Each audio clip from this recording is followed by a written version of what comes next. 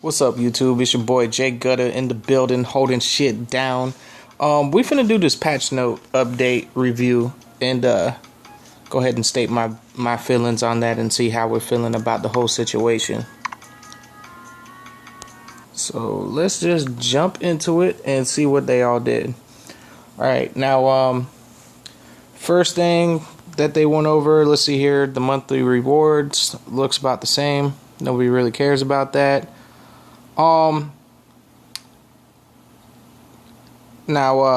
they're telling us what items you can get for the month for the alchemy system. I don't really too much care about that because, like, for me personally, like, the alchemy system is just a big ass hustle. Like, you fill up this fucking bar.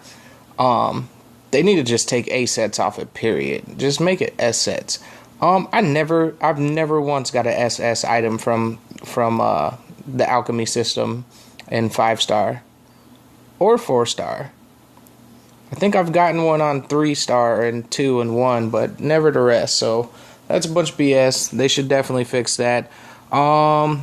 Let's see here. They added the new set for the Tower of Dawn, Oblivious Past. Oh, I like this set a lot because it's kind of like a cross in between. It's kind of like a 3-set. I don't know. It's kind of like a cross in between the Angel's Knight set and the Noblesse paper set. And I'm really liking this. Cannot be countered during the wearer's turn. So basically, you just can't be fucking countered, period. So if you attack somebody, you can't be countered. On top of that, you're getting 15,800 HP. And then on top of that, you're getting 3,082 attack. That's fucking amazing. As far as all these sets go, I mean, if you want my personal opinion about the situation, I wouldn't even roll for 5-star gear anymore because once you get your hands on these sets right here, these sets are going to trump everything. The one that I'm most excited about is the Battle of Honor orientated one. Activated for 5 turns at the beginning of combat. Increases defense by 2,000, increases movement by 1, and increases attack by 40%. Not many maps here you're gonna go over 5 turns. You know, usually Battle of Honor is over within the first couple goes. So that set right there, if you're running a Battle of Honor team, to me by far is the best set. Period. I would get this one all day, every day. Second up would be the new one. That one's amazing for Battle of Honor. I would take that all day, every day. And the other one's just a guild raid set, which I'm not really too impressed by, but it's still really good. I don't think it has a necklace. That's the only reason why I'm a little depressed about it, but not at the same point in time because that extra 15%, the critical damage is going to outweigh a necklace any day of the week. So, in the end, these will be the best 5-star sets. So, acquiring all the other sets is kind of just like, eh. And I mean, these ones you get for the hard work. Now, Tower of Dawn Hell is some bullshit. Until somebody proves they can beat it, man, I ain't for the bother. So that's that. Alright. The Guild Raid maps done go ahead and they switched up on us. What they basically did to us, like, I was reviewing the Mondays map, and they'd made it to where you can no longer lock up the boss and cheese it. I have some big problems with that, and hopefully they didn't do that with all maps, because that's one of the, like, the only gratifying thing about guild raids is, like, building your heroes up and getting these amazing fucking scores. Like, hitting over 100 million, man, that's a great feeling. But once you start taking out that, because basically, if they're going to make, like, almost all the maps just straight up smash face, to where you just got to, like, Beast Rain Dasso everybody, and just, smash face to get your score, that's not cool, man, and that's not really what we want to do, because that's pretty heavy as far as wailing it out, you know what I'm saying? So a lot of other guilds who have a lot of free-to-play players can't really compete because it's going to be well-based orientated, and I do not like that direction. So I'm hoping that that's just Monday's map that they did that. I was looking at today's map. I haven't really reviewed it. Don't personally care for this week. I'm not formulating any strategies for any of the guild raids. I just let the guild handle that, or whoever wants to handle that, because that's not not something that I enjoy doing. So anyways, that's that about that. All right, now we got Chris here. She got rebalanced, and so did Kai. So on her first skill here, what'd they do to her? Oh, they added the stun chance on her and upped her damage by almost 5%. You might as well just say that's 5%, which is not too bad. Shit, I'll have to look at her base stats. Let's look at her base stats real quick, because I haven't even looked, because I know that they was going to get a buff, and usually they buff the base stats. Now, the biggest problem with Chris before is her base stats were just fucking terrible. Like, I'm talking super terrible. I'm pretty sure I 5-starred her. Hold on, let me track her down. I don't really use her like that, so... Oh, there she goes. So let's see how they buffed her stats here. I don't even remember what her stats were before, but I guess. I mean, just judging by a rough view here, one of her biggest problems was her base attack was just low as dog shit, and that's still not even 6k yet. That's pretty fucking low. I'm not sure if she got an HP or a defense buff. I mean, fuck, I'm the wrong person to ask on that. I never use her. What about Kai? Did Kai get a decent one?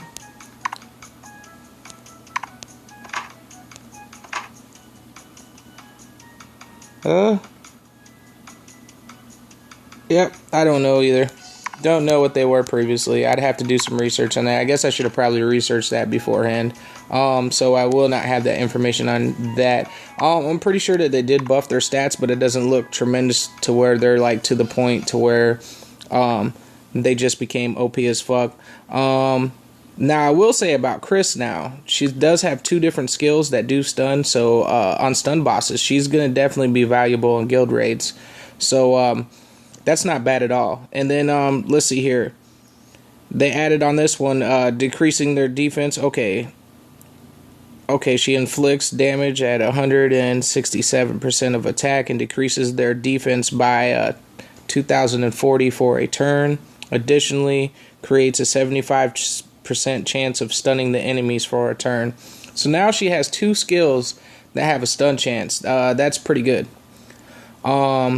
Third skill they didn't do anything to. Third one over here, what did they add? They added a damage that she receives decreases by 15%.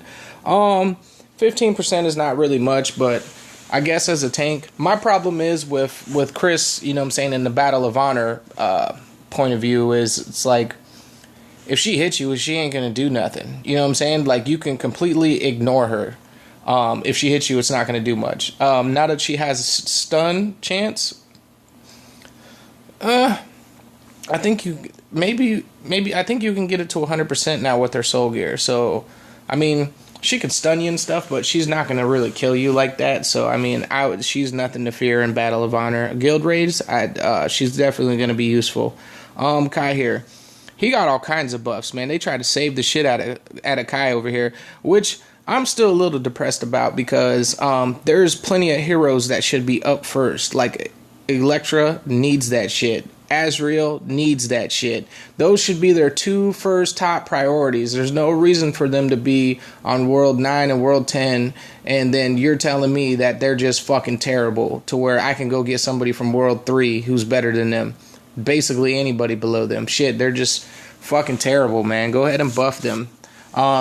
So they want to waste their time on these characters, which were like the first characters. They should have buffed them last, because, I mean, it just doesn't make any sense. But anyways, let's get back to it. They added on here, they increased his damage to 148% of attack with a 75% chance of weakening the enemy for a turn, making them take 12% more damage. That's pretty fucking... Now, as far as a first skill goes, that's pretty fucking awesome to have the weakening on your first skill. So even if he gets taunted, he has that high chance to go ahead and apply that weakening, which is pretty good. Not complaining on that. Let's see here. And they also added on his second skill, weakening the selected target for 2 turns, making them take 24% more damage. That's pretty fucking OP right there. That's pretty awesome on his second skill. So we're not even going to front on that one and act like it's not awesome. On his third skill over here, using this skill on the lava terrain tile, restores 20% of his max HP, which I wasn't too impressed by because he is a rock hero, so him restoring some HP is not going to help him live. He's going to get touched by a paper hero and die. If HP falls below 30%, increases attack by 20% and decreases the damage he receives by 10%. Now, that's one hell of a stipulation right there. If it falls below 30%. So even if you put an Arrogant Pureblood set on him, I guess you would have to put the new one on him. Maybe that's why they started making those ones like that. That's why they're saying they're 30%. That damage reduction, I mean, that doesn't really help anything if he's already below 30%. If he gets breathed on, he's going to die. So, not too impressed with that. So, Chris is right here. Yep, that bumps up her stun chance to 100% on her second skill, which is pretty awesome because then you can use Moo and her, and you got two people with 100% stun. So, Chris will definitely represent on the Tower of Dawn when you can cheese it and just stun the dragon. So, that wouldn't be a bad option. Damage she receives additionally decreases by 10%. That's pretty good. So she has pretty high damage reduction going on here, which is not too bad. Are any of them like awesome now? No. They're still crappy heroes, but Chris will have some applications in guild raids. That's about it. Kai is still trash. Even with this shit going down, he's still trash. I wouldn't run him. So there would be no point. There's two top main rock heroes if you're going for damage, and that's going to be Jhin, Kay, and that's going to be Krut. So Kai's not even going to enter into that conversation there. Anyways, they did. They gave us back the chocolate fucking event that they gave us originally from Valentine's Day. So yeah, it's just the same stuff. There's some good stuff in there. Definitely want to get them tickets. Should be your first option. Definitely get the chocolate set. It's not too bad in guild raids if you don't have anything else better. So I like it because it does add the crit rate. Excuse me, sorry, I'm tired. So anyways, so I would definitely get the tickets. Probably get the chocolate set, get the sets knocked out, get the costume for sure. Jillen's awesome. His costume is, I don't know. I guess it's okay. So anyways, they said that they're bringing back Demos here, which is pretty good. I'm liking this move because there was a lot of people who missed him. I've been trying him since he's been nerfed, and actually, he's been working pretty well, actually. So he's actually still pretty damn good. He's just not broken. We got Krut here. Krut's place is open, so you guys need to get that. Now, let's go talk about their sets here, because I know that people wanted, maybe they passed up on Demos' package and, didn't know. I like his set, but still, there's only two main sets that you're going to run on him, and the main one's going to probably be the Outer Space set for the counter build. Is probably the most efficient build for him, or the Beast Rain. So his set is never going to really play a role. It's not going to be useful in guild raids or anything of that nature. Now, if you're just a collector of sets, then yeah, maybe you want to get it. But it would be your third option of sets to put on him. So, don't go out of your way to go get it. If you don't have an Outer Space set, or if you don't have a bunch of Outer Space sets and you don't have a bunch of Beast Rains and you are free to play and you do not get equipment like that, then hell yeah, his set's awesome. Now with Krut here, his set, not too impressed by, but the same deal is if, you're free to play, you just never get really Beast Rains or any, because his best set's going to be a Beast Rain, period. So if you don't have the extra Beast Rain sets to kind of toss around, his set's not too bad. I mean, it's to me, it's one of the worst ones out of everybody with set equipment. But, would I buy it? Personally, I wouldn't buy it, but the costume is pretty cool. So you're basically buying it for the costume. But if you're free to play, go ahead and do your damn thing. Nirvana's back. I do like Nirvana just for the simple fact I take him with me everywhere in the Tower of Dawn. 110, he's like one of my MVPs. His drop in defense is just amazing. So everybody should have him. He just makes 110 so much easier. And a lot of different boards on the Tower of Dawn Hell mode where you could just come through and just drop their defense and just kill the shit out of the boss. So definitely get the man. Don't be one of those people who max out his passive. His passive is completely pointless. So yeah, don't be that guy. Like mine's not even going. Yeah, here's their equipment right here. So let's see here. I know they got specs on it. Deimos is not too bad because it increases dodge by 800 for enemies within 1 tile range up to 3,200, which is not bad. I mean, in the Tower of Dawn, it's useful because he'll dodge the shit out of them. So I mean, if you're gonna rate the two sets, Deimos is definitely better. Increases attack by 2,510 and by an additional 1,010 if there are 2 or more enemies in a 1 tile range. So that's not bad right there. So as far as like a Tower of Dawn Hell set goes, that one right there would actually be pretty damn useful. So if you are gonna buy one, his costume's pretty cool. So we're not tripping on that. Now as far as Kretz goes, I don't feel like it's worth it. Even if you're free to play, I mean, I still don't feel like it's worth it. So I personally wouldn't recommend buying it. Unless you feel like them crystals justify this costume right here. Which I don't, but you know what I'm saying? Who knows? Who knows how you're feeling? This package is actually pretty fucking good here because they actually got a little bit smarter here and gave us 2 costumes of 2 heroes that we'll actually use frequently. And for 1,000 crystals, is it worth it? Yes, it is. They usually charge like 600 crystals per costume, so you're getting like 200 crystal discount off getting both of them. Now, to me personally, they both just look like shit. I like Kretz because it's hilarious. It's a big ass troll fucking costume. It's just, I don't even know. They didn't even put much thought into it. They're just like, yeah, just throw him in a mouse costume and give him some cheese and some forks. So they was definitely tripping on that, man. Celeste, I don't even know what the fuck they did to her. She looks crazy. So, but it is 2 heroes that we do use. So, Celeste over here, what does hers do? Increases her attack by 285 and defense by 200. That's sweet. So both of them addressed, and Kretz does the 900 to HP and 285 to attack. So that's actually a pretty good right there. So if you're going to buy some, I'd definitely get their costumes over there. I'd probably prioritize their costumes over these equipments unless you are free to play, get Deimos's for sure.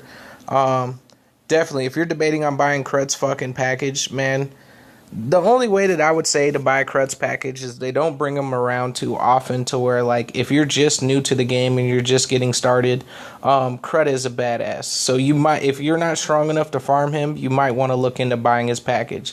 That's like the only excuse I can see you really like going off and buying Kretz package. So that to me would make sense because he's that good actually. Look at this bullshit right here. They had 30% discount on gold from the shop.